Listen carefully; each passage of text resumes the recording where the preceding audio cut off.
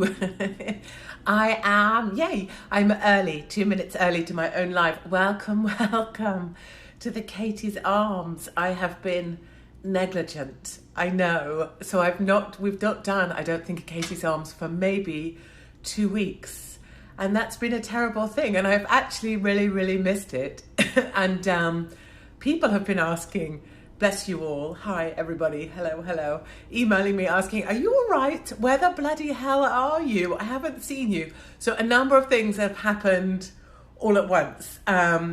You haven't seen me on YouTube for a bit if you're used to seeing me there, because I'm currently on a ban. And we know that me being back, I'm in the bath. I think that's more info than I like. Actually, it's a great thing to do, isn't it? Have a bath and listen to Katie's Arms and laugh along. Good for you, girlfriend. I hope you've got bubbles. I had a bit of a weird bath moment there about floating boobs. I have to just quickly explain. So a gentleman that I used to work with showed me a picture once of his wife in the bath. That sounds more weird than it is, but he was actually just showing me how pretty she was. But also I noticed that boobs float because her boobs had floated to the top. And I never knew that boobs floated, because my boobs don't float because they're attached to my body. So if you're a woman who has small boobs like me, our boobs don't float. But you should know that women with boobs, when they get in a bath, correct me if I'm wrong, when women with boobs get in a bath, their boobs float. Is that right? And that's an amazing thing. You see, this is the stuff we miss out on when we don't have big boobs. I just sent my husband a picture of myself in my underwear, and I tried to take it from an angle that would make it look like I had massive boobs. It didn't. I just ended up with like a triple chin. So my desired effect of being like woo to my husband was actually just like this old lady with a triple chin and tiny boobs. So it all went wrong. Yes, someone's applauding. So therefore I think that's right. So we need this, confirmed. People are confirming. We can confirm. Breaking news. Imagine the headlines. Breaking news. We can confirm that boobs float. We can confirm this within 1 minute of the Katie's Arms going live. And we can confirm, therefore, that many women like me don't know that normally. And actually, that if I was a guy, I would definitely want to know that, because then I would want to go and do, you could just like go and do bongos, right? On your wife's boobs, if you got permission first or something, in this new age where people are currently shouting at tea cakes, is my understanding. I'm sat here in the desert in California, and it's literally the desert. I mean, I'm literally looking at the desert. And my understanding is that my brethren in the UK are Katie, do big balls float? We'll put that to the team. Good thought. Mine float too. I'm kind of distracted by floating boobs. Mother, if you're watching, remember what we said. I know you want to check that I'm okay. I'm fine, I promise. We will get to that whole hospital story, but I'm totally fine. Go away, go and do something else. This isn't the place for you, and we're currently talking about whether big balls float. And honestly, Mother, that's not something we needed to go down together. So we need an answer on the balls situation. So in the way that ladies' boobs who have boobs, not me, float, do men's bits float in the bath? I'm trying to think of my recent experience with that, and I don't know the answer. So I'm glad you're better. Thank you. Yes, we will get to that. We did that whole bath thing. I've got floaters. Oh, that's a lady. I'm so jealous. You know, when I did my fat story and I put on nearly 50 pounds, 48 pounds, I was really excited because I thought I was going to put 48 pounds on here, and I was going to get these massive boobs. And I had this big plan about how I was going to do, because like women with massive boobs walk different, don't they? So I had this plan. They kind of have their arms out to the side a bit more and they walk with their boobs. I had this plan for how, with my fat story, I was going to have massive boobs and I'd be able to walk like people with massive boobs walk. And that also I would have had floating boobs, but that never happened. Or the whole amount of weight just went here on my GUNT. And it was disgusting, but my boobs stayed exactly the same size, which is a complete pisser. And then there's other small people I know, skinny women who have massive boobs. I don't even understand it. Mine are just genetically programmed to be tiny. Right, where the hell have I been? Oh yes, so on YouTube I've been banned because of my video about chubby boom booms, because I stood next to a travelator in an airport. And I made a video about, I shouldn't probably go over it again, should I? Because it'll get me kicked off again. But if I may Précy without being banned again, I made a video, stood next to the travelator, about chubby boom booms, and all I was saying politely, though loudly, was that when chubby boom boom, why is there is no need to do that action, is there at all? Okay, so I made a video about chubby boom, I can't help it, chubby boom booms wearing the face mask on the travelator, which to me is like, you know, hold on, I have a pen. We're going for graphics because this show is just unstoppable. You know, in a Venn diagram, you've got chubby boom boom, you've got people wearing masks, and then people on a travelator, right?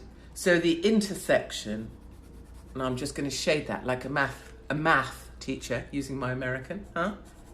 The intersection of the Venn diagram of chubby boom booms, the face masks, and travelators is people who are very, very lazy indeed, and think that they can somehow preserve their health by applying a bit of cloth to their face.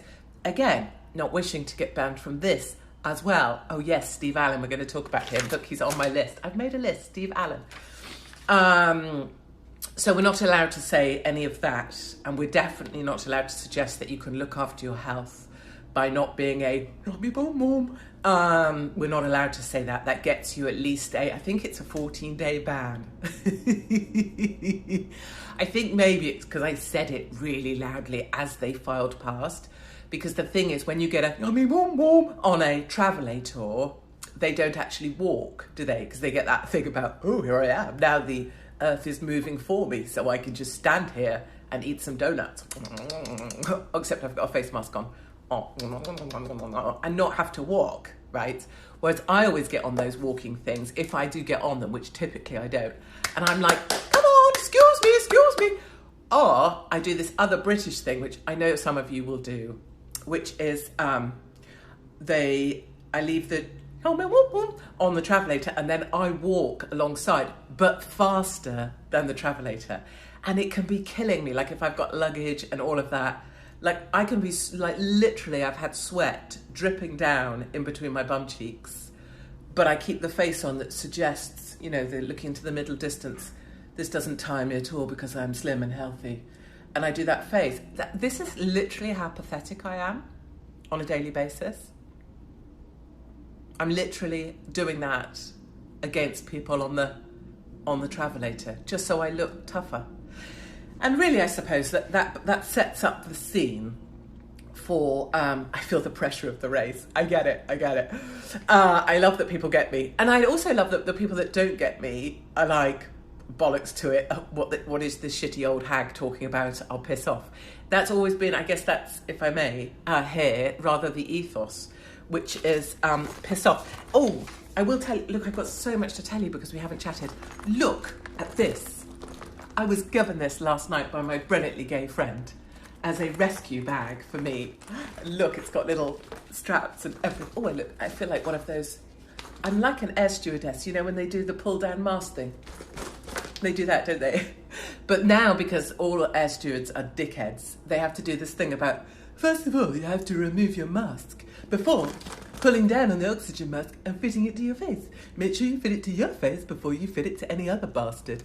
What I love about that is if an airplane actually did depressurize, no shitter is going to give a shit about anyone else. There's just going to be mass screaming and no one's going to know how to put that little mask on, no matter how many times you've watched the air stewardess pretend to give a shit that we're all going to die. Anyway, this bag was given to me by my friend as a rescue package. And look, these are very important socks, which we will wear to our next Katie's Arms, and I will get my legs out. Let me try and show you them. Does this work now for you, back to front? Yes, I think I corrected it, didn't I? People wrote in to assist me. Amazingly enough, I don't give a shit. And amazingly enough, I really don't. What a joy. Thank you. Thank you to everybody who's out there. Thank you. Someone just walked I was in a thrift shop, and don't even ask. My bike didn't have a lock. I had to take my bike in with me. I was a tragedy. And this guy came up and went, oh, I love what you do. I mean, it's just, what an amazing thing, the middle of the desert. Someone did that. Is it still back to front? Oh, bollocks, I'm so sorry. Maybe I need to toggle the toggle again. I thought we'd got this sussed. Anyway, so where was I? Yes, I am getting to it. It's still backwards. Oh, balls, which means you can't read this either. Joe and the Ho have got to go. Or, in American parlance, Joe and the Ho, no, that's French. Joe and the Ho, gotta go. And you got to do it in real America. It would be, Joe and the Ho, gotta go. American, There's a lot of vowels in a very aggressively way. But Joe and the Ho, as you will probably know, Joe Biden, yes. But I would call him Sniff, so this T-shirt really should read Sniff and Blow. Oh, look, on my boobs. Sniff and Blow, or Joe and the Ho. And Sniff and Blow I like because that's what Biden does. Have you seen the footage of him? It's weird. I think he's smelling the oil. He's smelling the oil. Oh, that's made me go a bit funny. He's smelling the oil behind people's ears. It's disgusting. Look up Google Biden sniffing. So he's a sniffer. And then the Ho is because, I don't know if you've read the backstory of Kamala Harris. Kamala likes to say that, Kamala thinks she's the worst woman. I'm an African Indian American, first female vice president. And I would just like to say to all the little girls out there that if you dream of being vice president, one day you can be. All you have to do is blow your way to the top. Ugh. She's a freaky, freaky woman. But anyway, that's why she's called the Ho. Okay. I need to get my wigs back, don't I? We haven't done. I'm sure it'll get me banned forever. And frankly, we don't give a shit. I need to get my Meghan Markle wig back, don't I? In fact, I've got an event coming up on Long Beach. And we've only got a few tickets left. And I'm not trying to push tickets. I just know what's going to happen. It's going to sell out. It's going to be a night of stand-up. Me and two other comedians. Lads. And me. Because obviously I'll be funny. And it's going to be brilliant. I can't wait. That's the stand-up that I really want to bring to other countries as well, because it's just going to be laughter, laughter, laughter. I need to get my Kamala wig so I can go back to doing Kamala to the other little girls out there. She's so freaky. Right, Steve Allen. This is a British thing, so we're switchy, American, UK. Steve Allen is a legend, and I love him. And he's done that bloody radio show on LBC, my old channel, station, for the longest time. And I can't tell you, well, I could tell you, we could do a whole thing on it. Let's go, Brandon. Yes, Americans get it. My old radio station was a tough place to work. I have stories from LBC that have never been told. But some of the shit they did to me, James O'Brien's mafia leftists, you will not believe. And this whole headline's like, oh, and the place cheered, or they want Steve Allen out. It is a nasty place, that place to work. It is very, very hostile if you try and do what I used to do, which is sit there, more or less do this, but on a radio show. Steve Allen is a gem, and he's absolutely a brilliant man. And he sits there in that studio. He doesn't have a producer. He doesn't have anyone manning the telephone lines. He's completely self-sufficient, and he's funny, and he just goes through the paper, and it's a monologue really like this, isn't it? And I find him to be genius. And actually, it's so, what he does, people think, oh, it's nothing. He just sits there and chunters on. It's so hard to actually sit somewhere and talk. I mean, I know I do it. That's because I like to chat. But it's actually a very hard thing to talk about different subjects on your own without any input. I know, everyone's out there going, no, it's easy. But they are bloody awful at LBC. to other presenters that they're jealous of. So all the best to Steve Allen, and also to Jim Davidson. You'll have seen a video probably that I've done. I love Jim Davidson. I don't give a shit what anyone else says. I'm a diehard Jim Davidson fan. What he did for our troops back in the day was epic. Whether you like him or you don't, you know what? You've got a friggin' off button. Someone says, oh shit, I'm late, I've been on the phone. That's all right. You have 15 minutes. You really don't need 15 minutes more of Katie Hopkins. Although, I will say, you did miss the whole thing about floaty boobs. But never to be feared, because we will somehow, there is a thing I can press after and I can upload this so you can catch up later. I would put it on YouTube, but I'm banned from YouTube at the moment because I talked about yummy boom booms, and you're not allowed to talk about yummy boom booms, as Steve Allen has also found out by calling. What did he do anyway? Did he call Gordon Ramsay's daughter a bit chubby boom boom? I think he did. So what harm is it? Which actually brings me neatly to the Jim Davidson thing, and it's linked to a me thing. Not that everything has to be about me, but when you get the call from the producers who want you to go on a documentary like Jim Davidson did, right? You already know, obviously, it'd be like me getting a call from the BBC, and they'll say, oh, we would just want to let you have your say. We want to give you the opportunity to speak. We're just so interested in everything that you do. And they're basically like, trying to kiss your ass so that you'll agree to go on. Jim Davidson will have known when he agreed to appear with Ashley Banjo that he was going to get shafted, because that's how that shit works. But sometimes someone like Jim or me will agree to do things because bollocks to them, right? We know who we are. Same with when I sat down with Ian Hislop, that little shit from Private Eye, who's like literally not even up to my navel. Like, he is mutant ninja weirdly short. So really he can just be dismissed from life anyway. And he's incredibly unattractive. And I think those things do count against someone, because genetically he's not been blessed. He's fallen down and hit every branch on the way down from the ugly tree. Just saying. But when I agreed to sit down with someone like Ian Hislop on the BBC, when they're doing something pro-migration, what the shit do I think they're going to do to me? I know what they're going to do to me. They're just going to slaughter me, call me a racist, and they want to channel the viewer into believing I am the problem, right? Not half of friggin' Libya and not half of friggin' Afghanistan or the Somali hordes. Oh, no. They're not the problem. Katie Hopkins is the problem. And so Jim Davidson is exactly that, right? They needed someone to go, look, here's the problem. It's got a face and sort of red hair, and it's called Jim. And so Jim knows that, and he's going along because he knows who he is. Like, I know who I am. And it doesn't really matter what the BBC do or say. I still know who I am, and I am not the freaking problem. So Jim agreed to do it. So good on him for that. Good on him for all the service he's done for our country. Good on him for packing theatres in Torquay and Great Yarmouth and I don't know.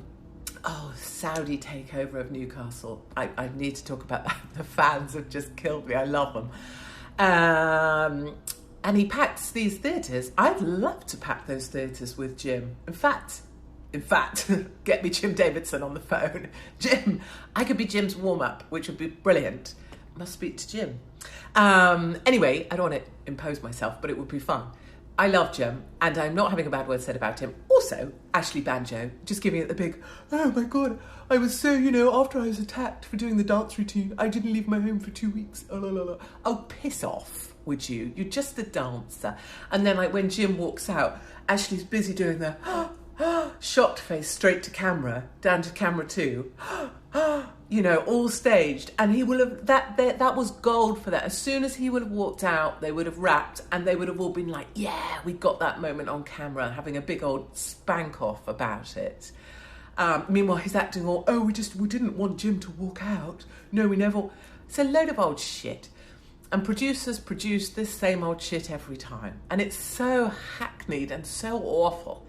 It was the same when Jessie Nelson did her mental health documentary. Fine, nothing against the bird, no worries. And if you want to look like that. That's I guess super. If I don't know how you speak when your lips. Maybe speaking doesn't matter. Anyway, if Jessie Nelson wants to look like that and wear a lot of fake tan, that's cool. Like, not really my. It's not in my genre, which is actually more like High Fidelity and Kids from Fame. So I don't think I quite make the boys' stuff that she's putting out. But the Jessie Nelson documentary, all I'm trying to get to, nothing about Jessie, is exactly the same principle, right? They needed the mob, the online mob, to have a face. They can't have the baddie being this sort of amorphous mass. They need it to be one singular person that you can direct your hatred at. And so that's why I was used. You know, do I really think Jessie Nelson was sat there on Twitter specifically looking at my freaking feed? Some 40-year-old dude? No, of course she wasn't. But it made the producer's story to say, and then there was this tweet from Katie Hopkins, and I don't know whether the American came then, and that because of that I wanted to kill myself. No, it was because of all the other shit going on, but they needed a face to put to all that shit. Anyway, either way, I love Jem. Ashley Banjo is a lame ass, and those sort of documentaries are just so poor. You know, I can see the scripting. I can see the freaking storyboard in the office of the production company brought in to make it, and it's so freaking obvious TV. What happened to just truth telling? So frustrating. If they just gave me a camera crew and we could go across America and show shit, it would be epic, because it would be real. All this contrivance is just rubbish. Joe and the Ho, I gotta go. Brandon! Yes. So America is exciting, and it's exciting to be here still. I've been 90 days. Oh, you didn't diet properly when you clearly did. Oh, someone's saying, when I lost my weight after the show, it said I didn't diet properly when I clearly did. No, I didn't. I just stopped eating a ton of shit and walked a lot. But then, whatever, whatever you want, whatever you want to believe, whatever makes you happy about my life, you believe it. Whatever makes you feel better about whatever issues you have, and you want to load them onto me, I say freaking go for it. I don't care. It doesn't matter to me. I know who I am. I know what I did and what I do. I don't think I've mentioned about... I think I'm slightly avoiding, aren't I? What I should say was that I apologise for not being here. I was unwell. Can you tell? I hate this. And I don't like to admit that I don't get... that I'm not well all the time. And because I am, as my mother says, pig-headed, I didn't tell anyone I wasn't well until the point I really wasn't well. And so I ended up in the ER, 24 hours in ER. It wasn't that glamorous, in the back of an ambulance, because my old friend meningitis had returned. And there was a key moment where I should have realised I was in trouble, and yet I still was too pig-headed to ask for help. I'm really trying hard to make can I say your name? River Brooker. Yes, there you are. So that's what went on. I was too pig-headed to ask for help and tell someone I was properly unwell. And I left it too late. And so in the end, I had to have all sorts of things shoved in me and up me. And in places I would prefer, other people weren't. I mean, unless I'd specifically invited them. No, nothing went up my arse. Just clearing that up. Meningitis doesn't involve having things up your arse. I don't know, did anyone think something went up my arse? No. So, fine. But I had to get attached to all sorts of things, get churned around a little bit, and we got sorted out, and I went back, and I'm fine now. So there. But I also lost my voice and sense of balance and stuff for a little while, and had an inflamed brain. But it's perfect, because I'm perfect now. And so let's not talk about me being poorly, because obviously I don't get poorly, because I'm tough. And tough women don't ever get sick. So let's just go back to that, and you'll all just go along with that with me, and anybody worrying like my mother doesn't need to worry anymore. Thank you. I'm definitely not going to die. Now, on a dying point, I love that the assisted dying bill has gone through, I think its first reading, it's off for its second reading. And I so love, lovely Frank Field, God love him, terminally ill, comes out with his statement in support of assisted dying. And all these amazing people who are standing up in support of it. And please, please God, let it be that in my lifetime, however short it might be, shorter, it was looking much shorter recently, however short it might be, please God, let it be that assisted dying comes in. And that people, it's not a choice, remember, between life and death. Nobody is asking anybody to die. It is a choice between death of your choosing or death that is painful and not of your choosing. And if you choose that route, that whole painful, not of your choosing thing, brilliant. If you're like massively Catholic and you think you'll go to heaven more, or you'll be like more Jesus-y, brilliant. Or whatever your religion is, brilliant. And again, it's a bit like everything, isn't it? You can choose to opt out, but if I could give years of my life to opt in to assisted dying, I'd do it. Because you want your end to be glorious, right? Not... if people actually saw videos of what happens to people at end of life, you wouldn't still be on the fence about it. Believe me, stomach cancer and stuff like, you wouldn't be on the fence. You'd be like, yes, I'd quite like to have that route of just going to sleep of a time of my choosing. So hurrah, hurrah, hurrah for everybody backing that, and good on you. And I'm sorry for what's happening in the UK at the moment. I'm sorry I'm not there. I understand, more Jesus-y. Everyone's like, yeah. Yes, Katie, we understand what you're saying. You're not making too much sense, but we're trying to hang on next to you. I'm sorry I'm not in the UK. I understand people will be like, what the shit does she know? She's sat in the desert on her ass, turning up at events. It's not quite that glamorous, I promise you, although there is much of it that's fabulous, and I know I'm lucky. But the UK, to be honest, is having a shit time, isn't it? And there's a pressure, I can feel it hanging over people, of this whole lockdown bullshit and masks coming back. I've got the emails coming from a certain school trying to, how many times do you have to say no to a freaking vaccine, state injectable that they want to push into your 12-year-old?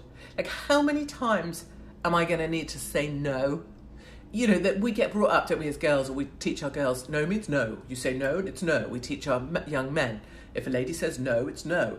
But it turns out with the state injectable, if a mother says no, it doesn't mean it until the fucking until the 150th time that I've said no. And even then, there is a sense that there's going to be classrooms where the vaccine will be taking place, and maybe your son would like to come and join. Sod, you're off! No means no. I will get no tattooed on my ass if that's what it's going to take. I mean, I'm not sure that having no tattooed on my arse is actually going to change the strategic play in the UK. But you hear what I'm saying? Get brought up told no means no, but it doesn't mean no when it comes to a state injectable. Then it might still mean yes.